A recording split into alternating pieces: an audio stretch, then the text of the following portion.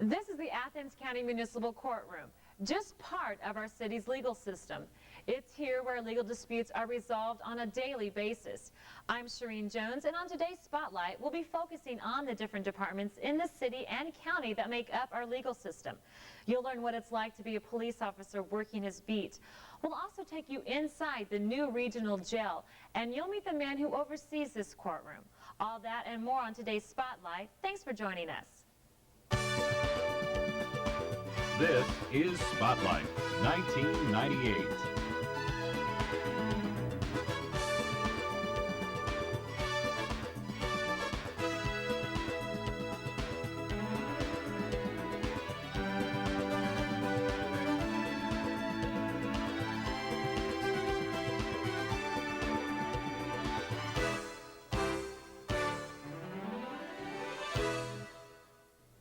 Welcome to Spotlight. For the next 30 minutes, Spotlight will be shining its light on the Athens legal system.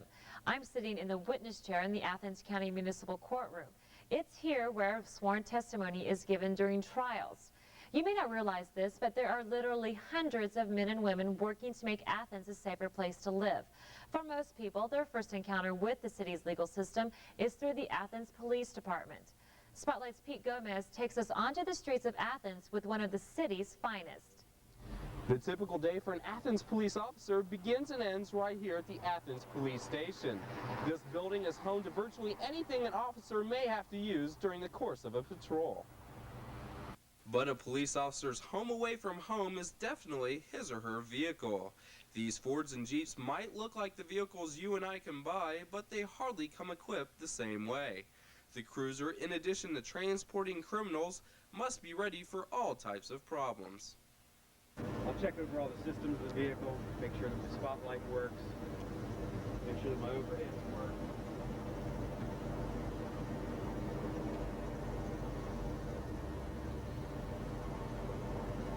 Turn everything on, make sure my alley lights work. Now, after checking his vehicle carefully, the officer is ready to go on patrol.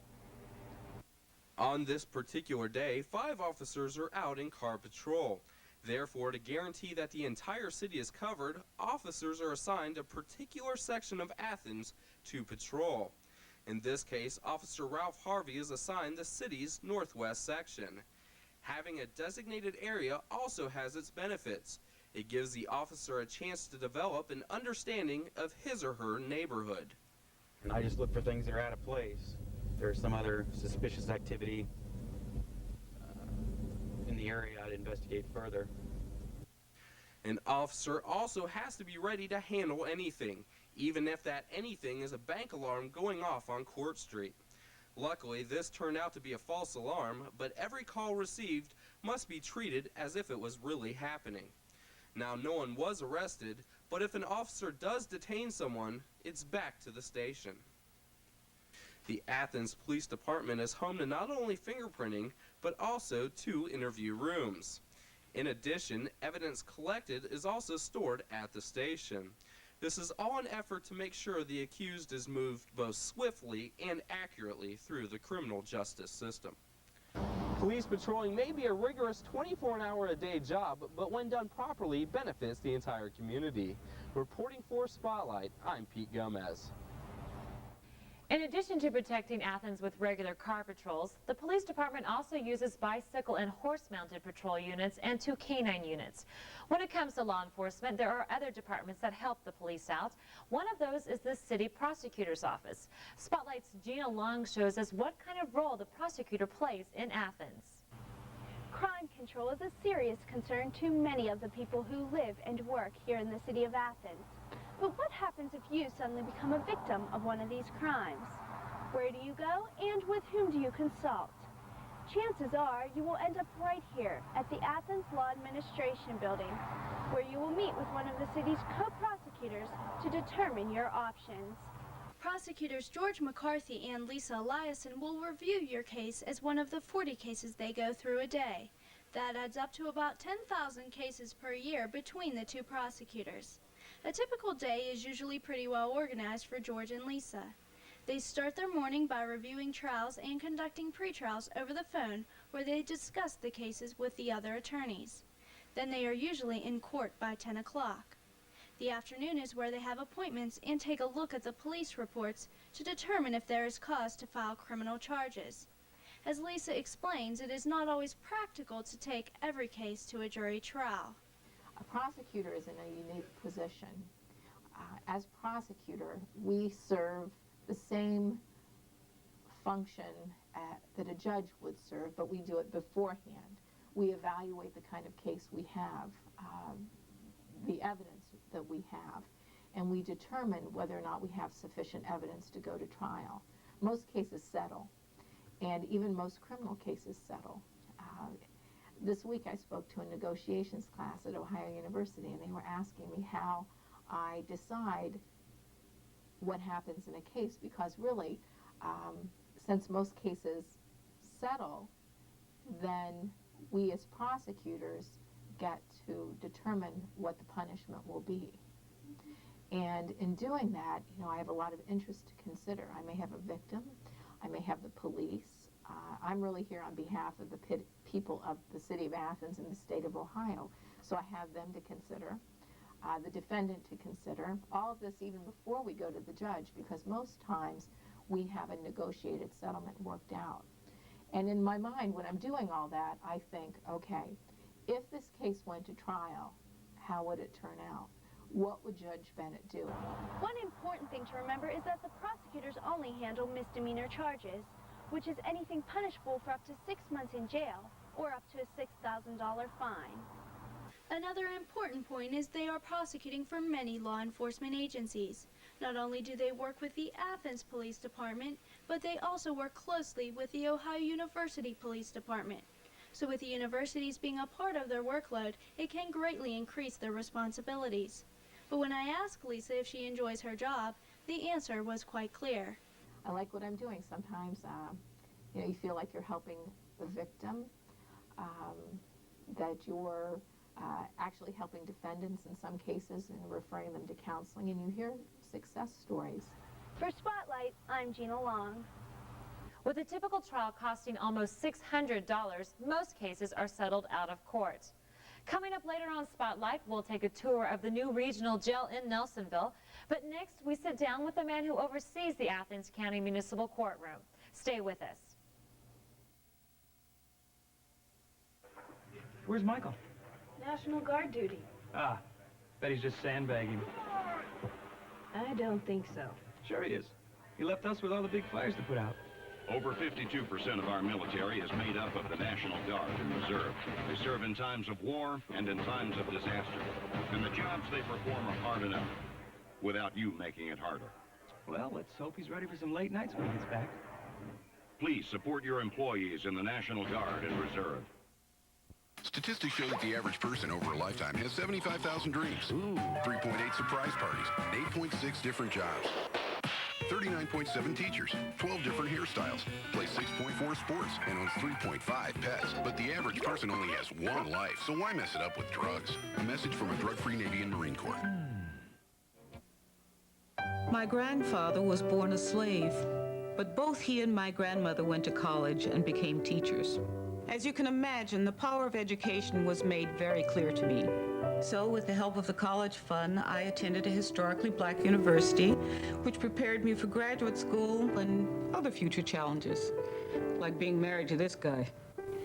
College also prepared me for the future. Tours overseas, 22 moves in 33 years, camera crews in our house. And opportunities we couldn't have had without degrees. But thousands of deserving kids can't afford college. Without the college fund, they'd miss the chance to become astronauts, doctors, artists, Army officers, anything they imagine. But you can help them fulfill their potential.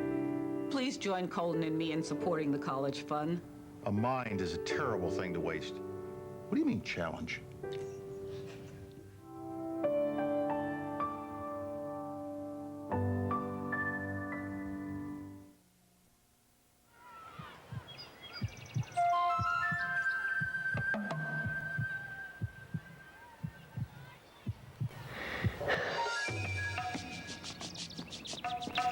We want to see our children succeed. But setting easy goals for our kids creates the toughest obstacle they'll ever face. Because succeeding in the real world isn't easy. Help the effort to raise standards in America's public schools. Call 1-800-96-PROMISE. They've given our generation a label. X. Generation nothing. They say we have no sense of purpose. They say we have no war to fight and no cause to believe in. Who are they? Join the thousands of us who are making a difference and wear a label that does mean something. Welcome back to Spotlight. I'm Shireen Jones. Joining me now is Judge Douglas Bennett. He oversees the Athens County Municipal Court. Thanks for joining us today, Judge Bennett. Let me ask you first, what exactly is the municipal court all about? The court is all about fulfilling a statutory function. It's a statutorily created court. It has jurisdiction over Athens County. It has jurisdiction in limited situations.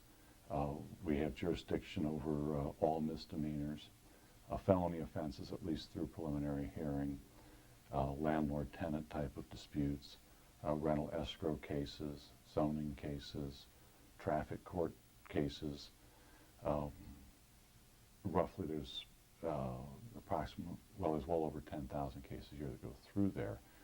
It's generally considered to be the intake for the court system. What kind of cases are handled by the municipal court?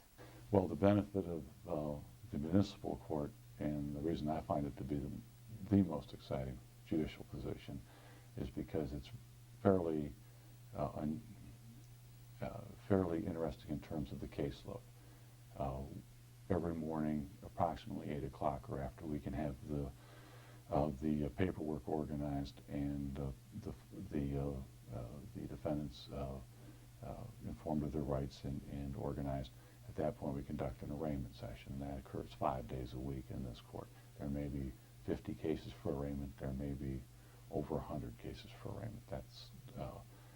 It's exciting not to know how many cases will be there first thing in the morning when you get off the elevator. After the intake session or the arraignment session, we have what we refer to as a 10 o'clock docket, and that could be anything from bench trials where people get their speeding tickets or what have you, or misdemeanors resolved by a decision by the court, or we can have jury trials. After lunch is usually when if we're not otherwise still taking care of the criminal side of the docket, which the criminal and traffic dockets get precedence, we then try to resolve civil matters. Many times it's an easy collection case where someone owes money and agrees that they owe the money, and the rights of the creditor are preserved with the judgment entry. Sometimes it'll be individual lawsuits involving as many possible facets of human endeavor as you can imagine. So how do you feel when you see someone in your courtroom again and again? Well,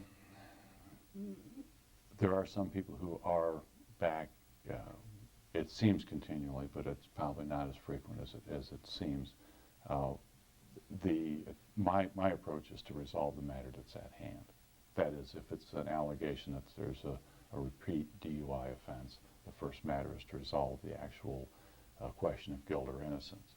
It is possible that someone who's been convicted before might not be guilty the second time around, and there's a presumption of innocence, and we have an excellent staff from the public defender's office and excellent private attorneys in the city of Athens that do a very good job of making sure that people are not wrongfully convicted.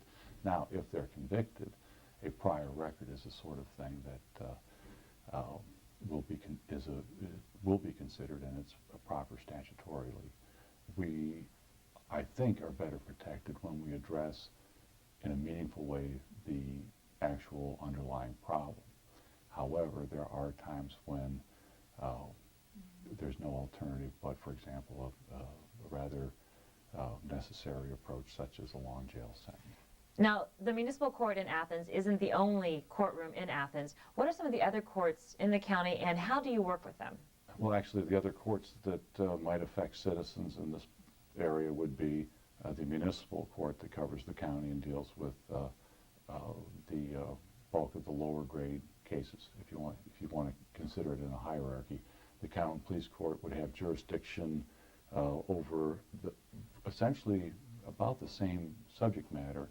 They have larger jurisdiction in the sense that they cover felony cases. And again, it's a trial court where lawsuits between parties or between the state and a private party, which are usually called criminal cases, get resolved. Also, that would affect the citizens directly would be the appellate court for the 4th Appellate District. And Athens is one of, I think it's 14 counties in the 4th Appellate District. Appeals from either the trial court as municipal court or the trial court as county police court would go directly to the 4th Appellate District for resolution. What should the citizens of Athens know about the municipal court? I like to think that the court is running reasonably efficiently and that people that have business before the court feel like the matter was resolved in a reasonable manner.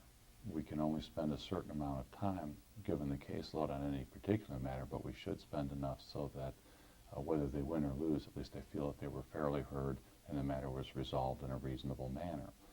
So I think that the court is running fairly and efficiently, but I would certainly welcome any suggestions on how we can do a better job for the citizens. And sometimes lawyers and judges and the legal people trade code words back and forth to the point that we actually believe all that stuff. And sometimes people who maybe don't have a lot of legal training but who are thoughtful can ask a question on procedures that will cause the court to change the way we do things.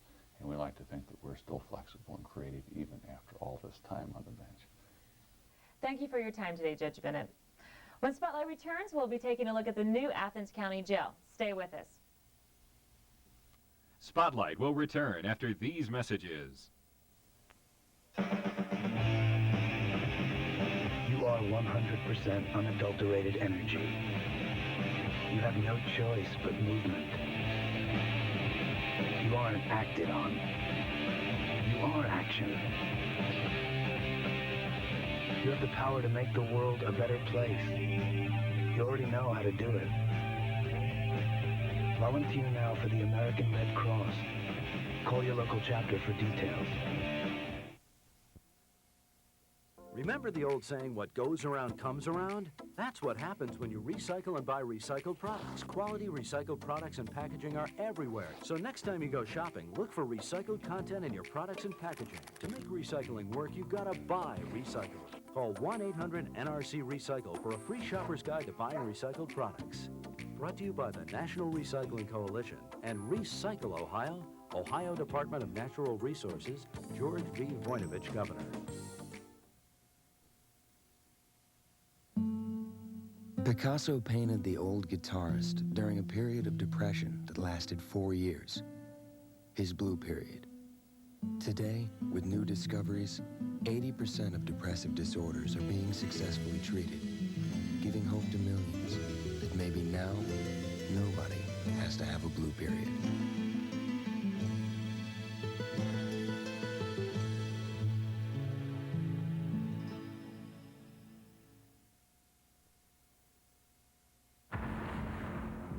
Someone out there needs help, and you've decided to save them. Every year, thousands of people die waiting for organ and tissue transplants.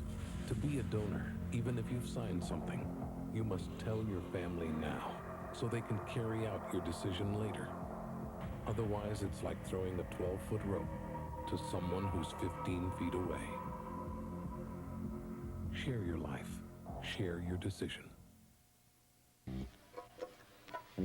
Sally wants to be a surgeon when she grows up. Maybe someday she'll operate on you. Now, would you like this free booklet of simple ways you can help improve her education? Call 1-800-96-PROMISE. Welcome back to Spotlight. Now, a problem facing not only Athens, but also almost every city and county in the state is prison overcrowding. This fact brought together Athens, Morgan, Perry, and Hocking counties to build a new regional jail. Spotlight's Jessa Goddard takes us inside this new facility. This is Jessa Goddard reporting for Spotlight from a men's maximum security cell at the Southeast Ohio Regional Jail. The new $9 million jail is in its last stages of construction and will open its doors to inmates as early as April. The facility is located in Nelsonville and is one of the few multi-county jails in the state. It will serve about 144 inmates from Athens, Hocking, Perry, and Morgan counties. Each of the 4 counties will fund the jail based on the number of beds that they use. The annual budget is estimated at around $2 million. One of the main purposes for the transition to the consolidated system is that the existing jails are badly overcrowded. The multi-county jail will bring the 4 counties into compliance with state standards as to the number of inmates they may hold. Kim Weston, executive director of the regional jail, said that the multi-county system is unique in the way that it will serve the Southeast Ohio region. With this jail, it's very unique because I have 18 different classifications of holding areas. In other words, you do not house felony offenses with misdemeanors. So we have an area that if we have charges a maximum security area, that we can house there the felonies or someone that has an aggressive personality. In that area, there's a control room, so the officer sits in a glassed-in type boxed area and can see all of these housing units from that area. We also, it's unique that it has a minimum security area, which would be for minor offenses. That's a dormitory, but it has an outside recreation area that goes directly from the dormitory, and it has areas for programming right in the same housing unit. So it minimizes the movement of the inmate, which is critical to operations and security. The multi-county jail is going to require a certain amount of cooperation from the various law enforcement offices. One of the major challenges of the facility is transportation. Weston said that it was up to the individual counties to provide transportation to and from Nelsonville. This may be a particular problem for the city of Athens, for example, who it is estimated will occupy about half of the beds, which could mean transportation of up to 96 inmates. Athens city officials have examined the possibility of turning the present jail into a temporary holding facility and shipping inmates every 8 hours. This would require a cooperative effort from the Athens Police Department, Sheriff's Department, and the Ohio University Police Department. Despite this one problem, Weston said that everything has run unusually well. She said that you can usually expect setbacks from a large project, but in this case, they've been virtually nil. With its modern design and new technology, the jail hardly appears like a jail at all. In fact, it looks more like a large school. But keep in mind that within 6 months, this very cell will be occupied by a prisoner charged with a felonious crime. Reporting from a cell at the Southeast Ohio Regional Jail, for Spotlight, I'm Jessa Goddard. The Southeastern Ohio Regional Jail also has space for classrooms and a courtroom where video arraignments will take place. Well, these days, avoiding alcohol and drugs is a part of growing up. Spotlight's Michelle Ramsey shows us how some area students are learning to just say no. I recently attended the Drug Abuse Resistance Education Program, also known as DARE, where 6th graders from the Plains, Chauncey, and East Elementary Schools recently graduated from the drug prevention program. The DARE program began in the Athens area back in 1987 by Officer Dave Williams and is now coordinated by Officer Rick Crossan. Well, the DARE program, it actually began originally back in 1983 in Los Angeles, California. The Unified School District of Los Angeles, as well as Chief Darrell Gates from the Los Angeles Police Department, decided that, we've got to do something for these young people, that they're getting involved in gangs, they're getting involved in drugs, and what can we do to try to help them out? And they formed together to make a program called DARE, Drug Abuse Resistance Education. And since that time, it has branched out into, all 50 states. It's in over 80-some of the 88 counties, as well as in about 30-some different countries. The program deals a lot with not only how to say no to drugs, but it also talks about life skills. This year's graduation ceremony took place in the gymnasium at the Plains Elementary School. Many upstanding members of the community, such as Mayor Rick Abel, were on hand to address the graduates. But one of the things as we raise our children and everything, we have high expectations of them, but we also try to give them the tools and the ability to become that special person that is in our lives. The DARE program is a 16-week session where 6th graders learn how to say no to drugs and alcohol. It was very nice, and I learned a lot of stuff about DARE and drugs and what to do when someone asks you if you want don't have drugs. We learned how to take care of our bodies by not using drugs and what they can do to us, and how to pull up our self-esteem so we don't ever have to, and how to not give in to peer pressure and other kinds of pressure that comes. Students participating in the program were asked to write an essay explaining what they learned throughout the course of the program. Those students who composed the best essays received the honor of presenting them at the graduation ceremony. People who make the mistake of doing drugs and many other things are foolish. Our generation is a generation of dreamers, but we don't dream of drugs and violence. We dream of dare. Dare is important to us because it tells us to stay away from harmful things. It teaches us to say no and stand up for ourselves. Also, awards were distributed to students who put in a little extra effort while working on assigned projects. Teachers didn't go unnoticed either. They were also given awards for their guidance with the program. Before the ceremony came to a close, students were called up one by one to receive their certificate and a round of applause. Congratulations to all those students on a job well done. I hope the DARE program continues to prosper in the future. Reporting for Spotlight, I'm Michelle Ramsey. Well, that's all the time we have for today's Spotlight. We hope you've enjoyed our special look at the legal system in Athens. I'm Shireen Jones, and for everyone here at Spotlight, thanks for watching.